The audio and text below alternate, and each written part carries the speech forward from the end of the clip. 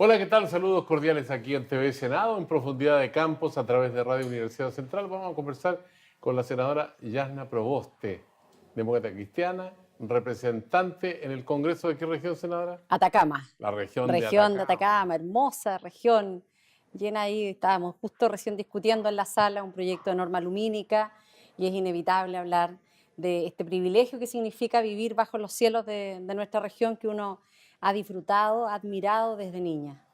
Hay observatorios astronómicos ahí que son bien importantes, al igual que en la región de Coquimbo, ¿no? Hay observatorios, pero además ya la Universidad de Atacama, que es la universidad estatal de nuestra región, comenzó el año 2018 a entregar un doctorado en astronomía y es muy interesante, Sergio, ver cómo llegan jóvenes de distintas partes del mundo que de alguna forma con esta elección que ellos hacen de estudiar doctorado en la región de Atacama en astronomía, reconocen el privilegio y reconocen también una de las características que tienen nuestros cielos, que son tan atractivas no solo para el mundo científico, sino también son muy atractivas desde la perspectiva indígena y para aquellas personas que disfrutan y gozan mucho de la observación astronómica. Así es que Usted habla de los jóvenes y hay 27.000 jóvenes que están sufriendo porque no van a tener financiamiento si es que su carrera se prolonga 5 años a 6 años. Muchas veces quedan ramos pendientes y tienen que hacerlos posteriormente. Esa, ¿Tiene solución eso? Usted fue ministra de Educación también, así que conoce el problema más en profundidad. Y es profesora. Bueno, mire, esta es una situación dramática que viven no solo los estudiantes que son afectados, sus familias principalmente. Cuando se discutió, yo fui parlamentaria, fui diputada, cuando se discutió este proyecto de ley, señalamos en ese momento la inconveniencia de poder establecer solo el periodo efectivo de las carreras, porque sobre todo si la gratuidad tiene un foco, que son aquellos estudiantes que provienen de familias que les ha tocado enfrentar un contexto social, cultural más difícil, también ellos enfrentan mayores dificultades para poder cumplir en el tiempo efectivo el plazo que tienen para sacar adelante sus carreras. Lo dijimos, lo tratamos en otros proyectos de ley, proyectos de ley de presupuesto, de poder mejorar. Y yo diría, Sergio, que la situación más clara la tuvimos el año pasado, cuando discutimos la ley de presupuesto del año 2019, en donde nosotros presentamos una indicación que ganamos en la sala, que lo ganamos primero en la comisión y luego lo ganamos en la sala. ¿Qué decía esa indicación? Porque ya teníamos, a este gobierno le iba a tocar enfrentar esta situación de 27.000 jóvenes y más que van a perder el beneficio de la gratuidad. Y le dijimos algo bien sencillo que en el fondo era para darle seguridad a los estudiantes, su familia y tranquilidad también desde el punto de vista de la gobernabilidad. Le dijimos, mire, autorícese a las universidades para que un remanente del fondo social ellos lo puedan utilizar para entregar estas becas de enlace a aquellos que pierden la gratuidad. ¿Qué es lo que ocurre, Sergio? Desde el año 90 en adelante, 92 en particular, se creó el Fondo Solidario. Y el Fondo Solidario hoy día es un fondo que no se utiliza mucho porque si el estudiante puede optar entre la gratuidad y el Fondo Solidario, uno dice no tiene dónde perderse, opta por la gratuidad. Entonces, este fondo va creciendo año a año en las universidades. Y lo que dice la ley es que estas universidades solo lo pueden colocar en depósitos, en un tipo de banco. Entonces, las universidades, los rectores nos dicen, esto es bien contradictorio porque si a mí me faltan recursos, tengo que ir a esos mismos bancos a pedir recursos que me los prestan con tasas de interés súper altas respecto de lo que yo tengo que colocar en donde el interés por esos recursos es muy bajo. Entonces, tenía mucho más sentido en que ellos utilizaran, nuestra indicación decía, hasta un 30% de esos recursos para entregar estos créditos de enlace del Fondo Solidario. Bueno, lo decía al comienzo, ganamos en la comisión, ganamos en la sala, se despachó así la ley y todos los diputados oficialistas de gobierno, Chile Vamos presentó un recurso al Tribunal Constitucional, del cual el gobierno también se hizo parte. Nosotros concurrimos al Tribunal Constitucional, fueron también los rectores de las universidades del CRUCH, del CUECH, del Consejo de Universidades del Estado, del Consejo de Rectores, de la Asociación de Universidades Regionales, todos también a alegar en favor de la indicación que habíamos presentado, pero bueno, esta mayoría política que hoy tiene el Tribunal Constitucional inclinó la balanza para impedir que las universidades pudiesen tener esta posibilidad y con ello entregar una respuesta paliativa al problema que hoy día están viviendo 27.000 jóvenes y más y que va a ir incrementándose. Entonces, mire, uno cuando ve situaciones como las que están ocurriendo hoy día en el ámbito de la educación pública, los servicios locales, que están en el más y absoluto abandono, con direcciones acéfalos desde noviembre del año pasado, sin director titular, todavía no terminan los concursos.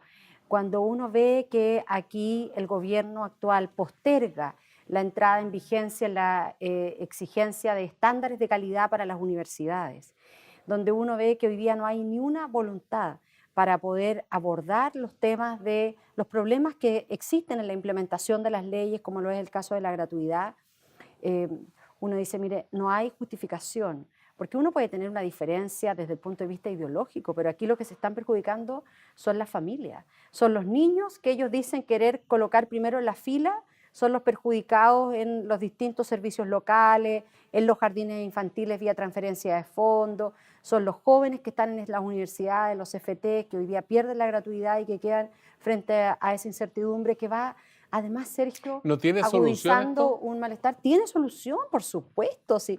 Todo esto tiene solución. Mire, es bien curioso, pero el gobierno presentó ahora un proyecto de nuevo CAE, de un sistema... Crédito con aval del Estado. Sí, es un sistema de financiamiento solidario, dicen ellos, pero en realidad es un nuevo CAE que pone mayores obligaciones al propio estudiante, pero que además establece condiciones muy desiguales de la gratuidad. Entonces, cuando usted me hace esta pregunta, ¿tiene posibilidad de solucionar? Claramente tiene posibilidad de solución. Mire, en la gratuidad, el Estado le paga a las universidades el 1,2% del arancel regulado, el 1,2%. En este nuevo CAE le está diciendo, no, nosotros le vamos a pagar más, el 1,5%, le va a dar más recursos. En la gratuidad existe un panel de expertos que fija el precio del arancel. El arancel regulado. Claro, se genera ahora un panel de expertos que es el que fija los valores. Pero ese arancel regulado tiene una diferencia con el arancel que tienen las universidades. Claro, pero mira, para seguir en esta lógica, en el nuevo CAE no hay arancel, la universidad fija el precio que estime, que quiera. Entonces vuelves a mercantilizar la educación superior.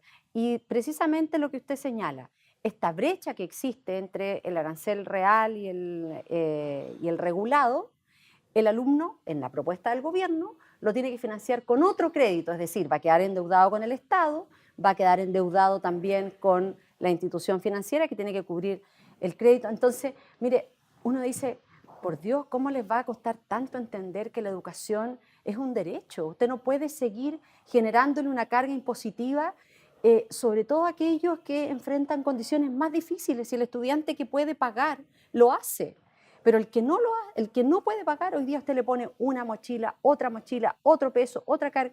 Es más, en este proyecto que el gobierno presentó, el de nuevo CAE, se establece que lo contrate a usted, después a futuro, si usted es trabajador dependiente, también tiene que reconocer la deuda y por lo tanto es codeudor solidario. Entonces, dígame usted, Sergio, si llegan a la radio 2 estudiantes de periodismo, uno que su familia le pudo pagar la carrera y otro que se tuvo que endeudar con este nuevo CAE que propone el gobierno, que lo va a hacer a usted codeudor solidario, ¿a quién elige? Al que le genera para usted menos complicaciones, es decir, a la persona que nació en un espacio de mayor privilegio. Es conducente a la discriminación. No solo a la discriminación, Sergio, sino además a la molestia que se va incubando en nuestra sociedad, que realmente es muy peligroso, es muy peligroso.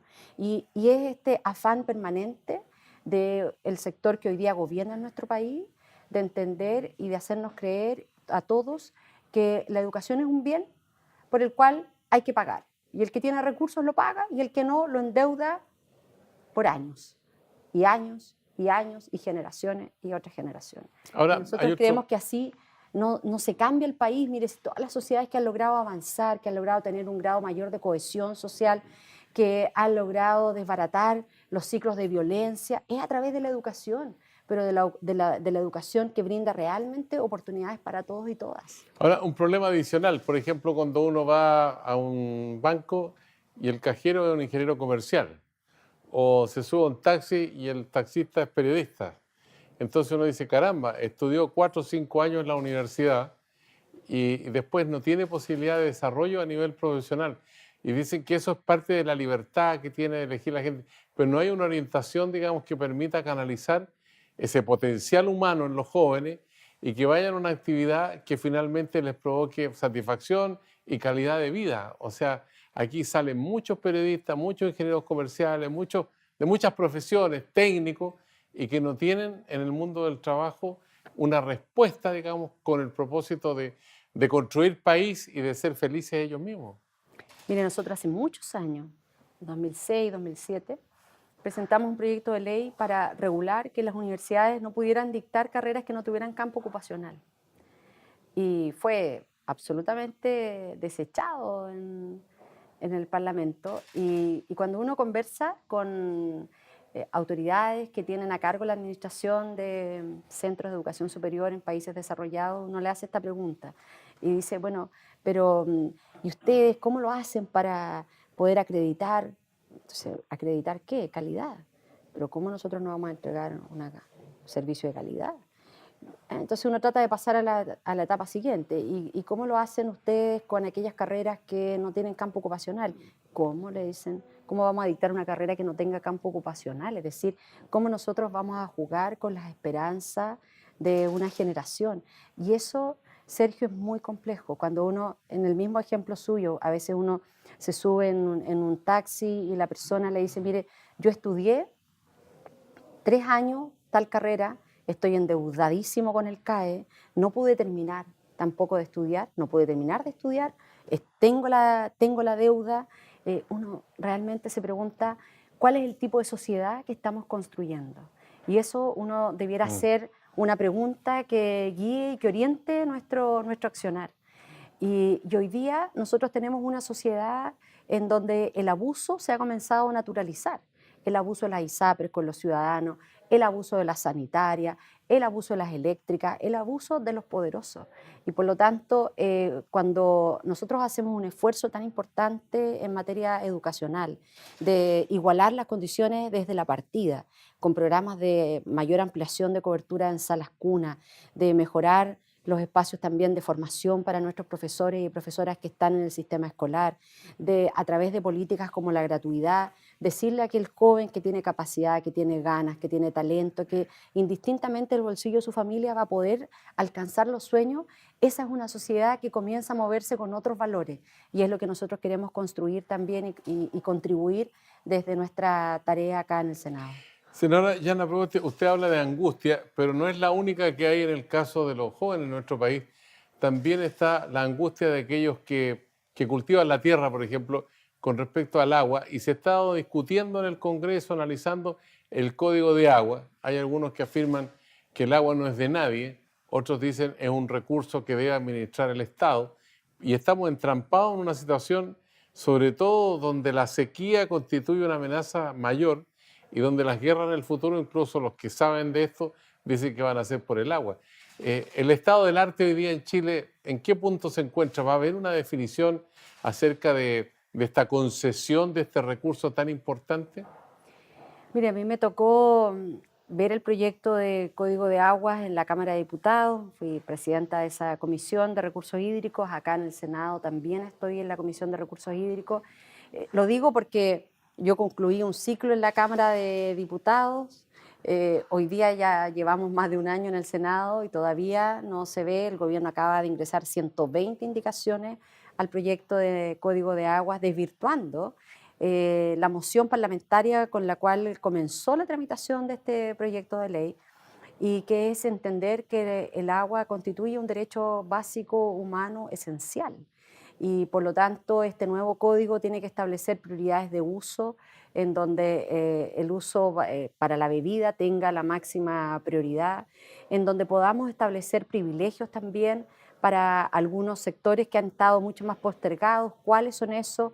Las comunidades indígenas que tienen también un rol en sus comunidades, que es la conservación, el rol patrimonial, el valor que tiene para la cosmovisión, el agua, para lo que representa en esas comunidades, y también tiene privilegios la propuesta que hemos discutido en la Cámara de Diputados, que hoy día está acá en el Senado, para los comités de agua potable rural, entendiendo que estas son comunidades sin fines de lucro y que busca precisamente poder resolver la prioridad principal que establece esta nueva propuesta de Código de Aguas, que como un derecho humano Hay esencial muchas para la comunas que bebida. no tienen servicio de agua potable. Hay muchas comunas que tienen agua por acarreo, comunas muy cerca de donde hoy día estamos discutiendo estos proyectos de ley. Me refiero aquí en la región de Valparaíso, en donde uno dice, ¿es que no tienen agua o es que aquí ha habido una acumulación de unos pocos respecto de un recurso que es de todos y de todas? Tiendo a inclinarme más en lo segundo, en que aquí hay unos pocos que acumulan una gran cantidad de agua y que los efectos de aquello lo vive dramáticamente la ciudadanía. Mire, cuando uno ve estos spots de duches en 3 minutos, dice, perdón, si muchas veces la gente allá se tiene que duchar por parte, con agua, con tambores, con tarros. Entonces, esa es una realidad en donde nosotros esperamos que la tramitación de este proyecto de ley se haga con celeridad y que podamos dar respuesta también a aquellas familias en donde hoy día el tema de la escasez hídrica es una realidad, cambio climático, eso es un componente que está presente en nuestra geografía.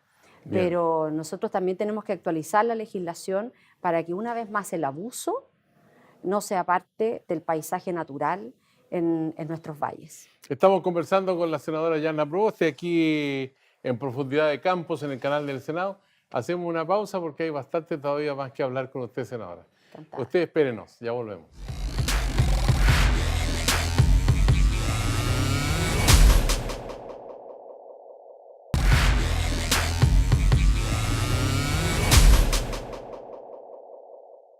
Estamos de vuelta aquí en Profundidad de Campos en el canal del Senado con la senadora Yana Proboste para seguir conversando acerca de las preocupaciones hoy día que están en la agenda. Yo anoté acá el proyecto de admisión justa que está todavía en debate, en discusión. ¿En qué va a terminar eso, senadora?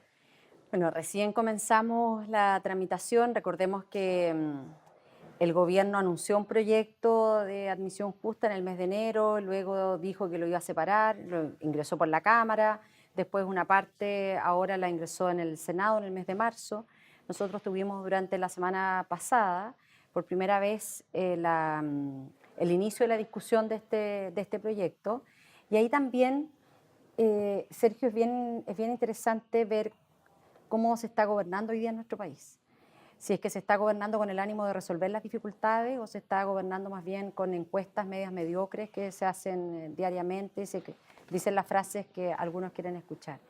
El Sistema Único de Admisión, que es una ley que está vigente en Chile desde el año 2015, comenzó gradualmente en distintas regiones del país.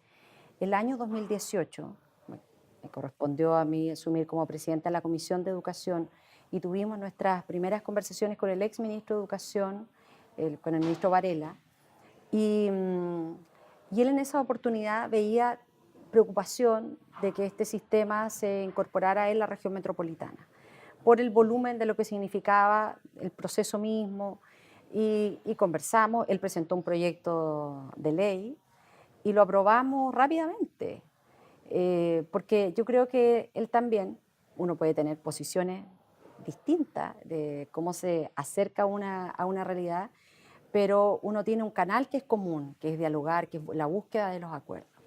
Y en ese sentido, el ministro, me recuerdo, invitó a la presidenta de la Comisión de Educación de la Cámara, a mí, nos reunimos con la Universidad de Chile, que es el que lleva a cargo toda la plataforma, el algoritmo básicamente del proceso de selección, y presentó el proyecto y nosotros lo aprobamos. Y en ese momento le dijimos al ministro, mire, estamos preocupados porque el proceso de difusión en esto es clave. El acompañamiento a las familias, el apoyo a los establecimientos educacionales, Y en el ministerio, desde que se comenzó a implementar este sistema único de admisión, venía generándose una unidad en que iba apoyando a cada una de las regiones donde se implementaba, pero el año 2018 este proceso se hacía ya prácticamente en todo el país, con excepción de la región metropolitana. En aquellas regiones donde partía por primera vez, no eran todos los cursos, sino que eran determinados niveles que la postulación se hacía por esta plataforma. Bueno, hubo cambio, esta unidad se desmanteló y uno ve que en el proceso de postulación se generaron muchas deficiencias producto de que no hubo un acompañamiento adecuado.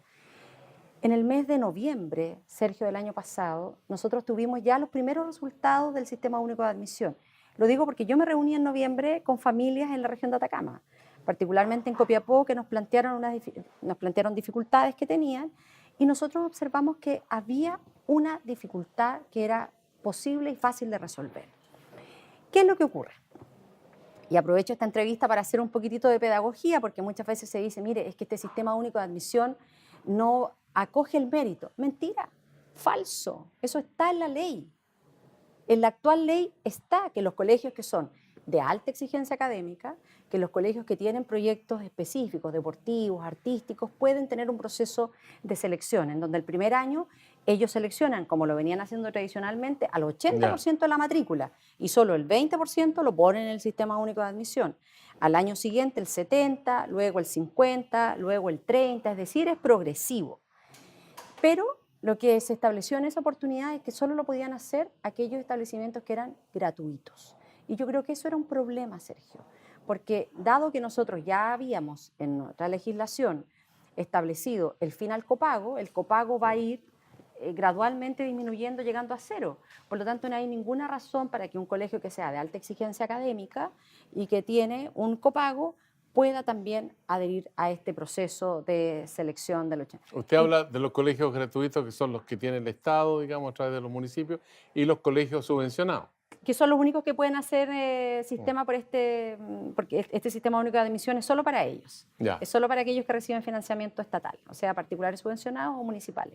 Y por lo tanto, nosotros en la discusión de una ley miscelánea, yo misma presenté la indicación para eliminar la palabra gratuito y permitir que aquellos colegios que eran de alta exigencia académica y que tenían un copago también pudieran hacer el proceso de selección como está hoy día establecido en la ley. Es decir, es mentira que no puedan seleccionar, se incorpora, pero no cualquiera, pues, Sergio, no cualquiera, porque ¿sabe cuál es la preocupación que nosotros tuvimos en el caso particular de la ciudad de Copiapó?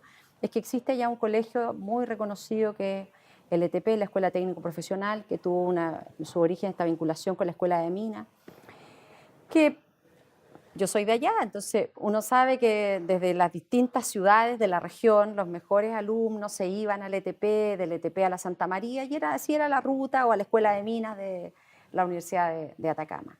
Entonces, ¿qué es lo que ocurre hoy día? Como hubo falta de información, no hubo orientación a la familia, muchas familias que tienen hijos que les costó consolidar los aprendizajes en los años anteriores, los postularon a esos colegios que son de alta exigencia académica, y por lo tanto nuestra preocupación tiene que ver también por los impactos que pueda tener de abandono escolar, de deserción, en el fondo que producto de que fueron jóvenes que a lo largo de su trayectoria de estudiantes de segundo ciclo básico, quinto, sexto, séptimo, no consolidaron la base que les permita estar en un proyecto educativo de alta exigencia académica.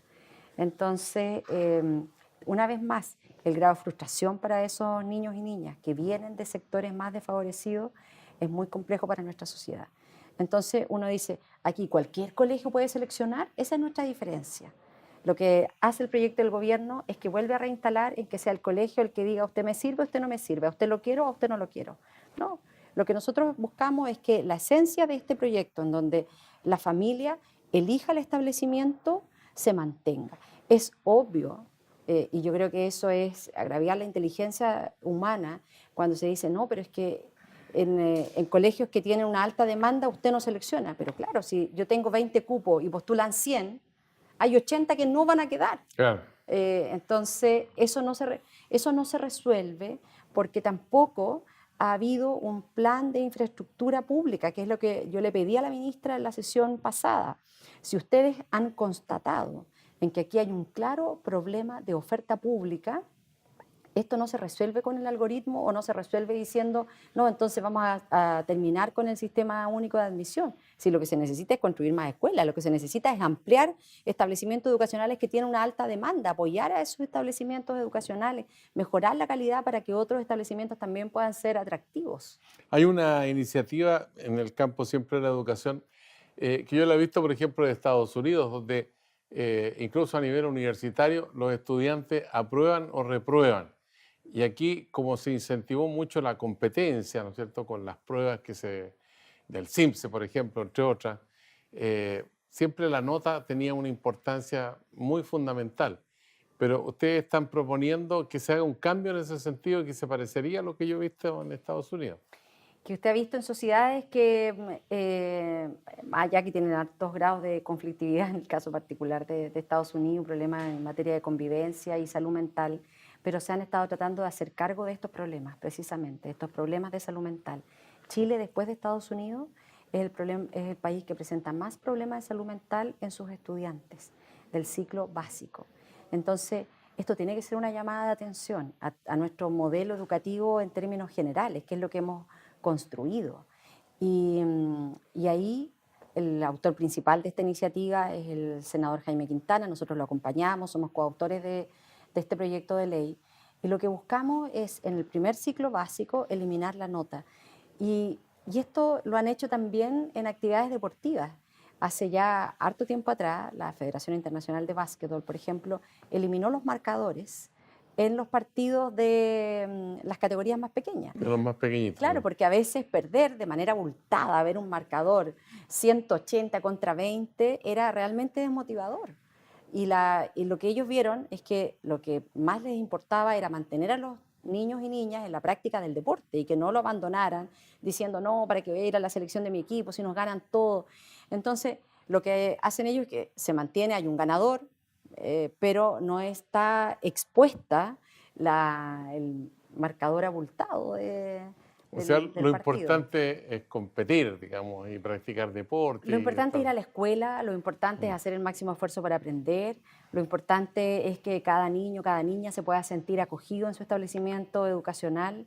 Lo importante también es dotar a nuestros profesores y profesoras de nuevas herramientas, porque también en esto tenemos que acompañarlos. Si uno enseña lo que sabe y el profesor evalúa también lo que le dijeron que tenía que hacer durante su proceso de formación. Y por lo tanto, migrar hacia otros conceptos, hacia ir apoyando realmente al niño y la niña en, en mejorar en su trayectoria educativa. Mire, Sergio, esto nosotros lo hicimos el año 2007 en el ministerio, que fue lo que se denominó los mapas de aprendizaje. Y lo que buscaba era identificar las trayectorias de cada estudiante, de manera de que eso también nos pusiera la mirada en el alumno, en cómo individualmente, a partir de sus características, de su condición, podía ir progresando y no en esta lógica de una competencia brutal que significa las pruebas estandarizadas, de lo que significa también las notas a tan temprana edad. Usted mencionaba en la primera parte de la conversación de los abusos que agotan, que agobian a la gente. Bueno, había un debate bien intenso sobre los medidores inteligentes, pero el debate se ha centrado de cuánto pagan, 10.000, 20.000 pesos, pero hay gente que está visualizando un poco más allá y dice, este no será la antesala, digamos, que los cobros sean igual que en las carreteras, o sea, cuando hay más tráfico, cuesta mucho más el peaje, digamos. Los medidores inteligentes apuntan a eso, que en un momento, por ejemplo, donde hay mayor consumo, entre 6 de la tarde y 10 de la noche, la gente tenga que pagar más en el futuro o no. Mire, un importante hombre de radio en nuestra región, el día jueves de esta semana, me decía, eh, yo he tomado con mi aparato cuánto es lo que efectivamente me está llegando a mi casa. Y por lo tanto me decía, mire, estos de los medidores inteligentes irán a traer un dispositivo que permita graduar si es que tiene menos voltaje o más voltaje, porque cuando vienen de afuera eso no existe porque la energía que yo contrato en mi domicilio es la que me llega, pero en Chile no ocurre eso. Yo contrato una cantidad de energía y me llega a veces mucho menos. Entonces, también tiene que ver en esta lógica del abuso y efectivamente la desconfianza que está instalada es que hoy día estos medidores inteligentes, que aprovecho su pregunta para reiterar que no ha sido un tema que ha estado legislado, sino que esto fue parte de una norma técnica que discutió la Comisión Nacional de Energía durante mucho tiempo, con expertos, con profesionales, y que llegaron a la definición de esa norma y que establecieron las exigencias a las eléctricas que en un plazo de 7 años tenían que todos migrar a estos medidores inteligentes. Lo digo porque nos sirve para hacer pedagogía también, porque muchas veces la ciudadanía dice, no, pero es que ustedes en la ley pusieron los medidores inteligentes. Eso no es así, porque eso forma parte de una norma técnica que se ve en el ámbito administrativo, no tiene nada que ver con ninguna legislación. Lo que sí hoy día nosotros queremos establecer, para que no quede ninguna duda, es que todos aquellos medidores, sean inteligentes o menos inteligentes o no inteligentes, no pueden ser de cargo de cada usuario. Hoy día nosotros ya, los ciudadanos, pagamos bastante por nuestros servicios básicos y creemos en que hay que generar condiciones desde la legislación para establecer bordes de manera de que no sigan estrujando los bolsillos de nuestros ciudadanos a fin de mes con los cobros de luz, de agua, de gas, etc. ¿Cómo recibe usted la noticia que la UDI está pidiendo cambios en el Instituto Nacional de los Derechos Humanos? Mire, la verdad que algunos lo tomaron así ya como una nota jocosa, a mí me dio realmente mucha pena, porque creo que con todo el tiempo que ha transcurrido no se logra dimensionar y no se logra aquilatar que la institucionalidad en materia de derechos humanos lo que tiene que preservar es precisamente la garantía de un bien como son los derechos humanos, independiente de lo que ocurra en los gobiernos de turno. Y me llama la atención que aquellos que hace poco tiempo atrás, 2 años, 3 años, llevaron a la presidenta del instituto, a Lorena Fríes, a través de una acusación en la Cámara de Diputados, en la Corte Suprema, respecto de la publicación de un libro que no hacía otra cosa más que relatar situaciones abusivas de parte de carabineros en el marco de las protestas estudiantiles. Eso bastó para que ellos trataran de desestabilizar y sacar a la presidenta del Instituto Nacional de Derechos Humanos. Cuando uno ve lo que ocurre, y por eso es que yo he dicho, ¿sabe qué? Yo no le creo a la derecha de su preocupación en Venezuela en materia de derechos humanos, porque precisamente lo que ocurre en Venezuela es que organismos como el Observador en materia de derechos humanos está absolutamente cooptado por el gobierno de turno, y eso no le hace bien a la defensa y al cuidado, al respeto de los derechos humanos. A mí me parece que hoy día nosotros tenemos que seguir trabajando para que el INDH sea un organismo autónomo, porque la defensa de los derechos humanos, aunque le moleste a alguno, tiene que ser un bien superior por el cual hoy día solo un órgano que tiene autonomía de los gobiernos de turno puede garantizar. Senadora, se nos pasó volando el tiempo. En serio, pues que siempre es muy grato verlo a usted y escucharlo a usted. Y conversar acerca de todas las temáticas que nos preocupan a los chilenos a través del canal del Senado en esta profundidad de campos. Le deseamos que siga trabajando con el mismo entusiasmo como lo ha hecho hasta ahora. Muchas gracias. A usted también por seguir estas transmisiones especiales del canal del Senado en profundidad de campos y Radio Universidad Central. Le decimos hasta la vista.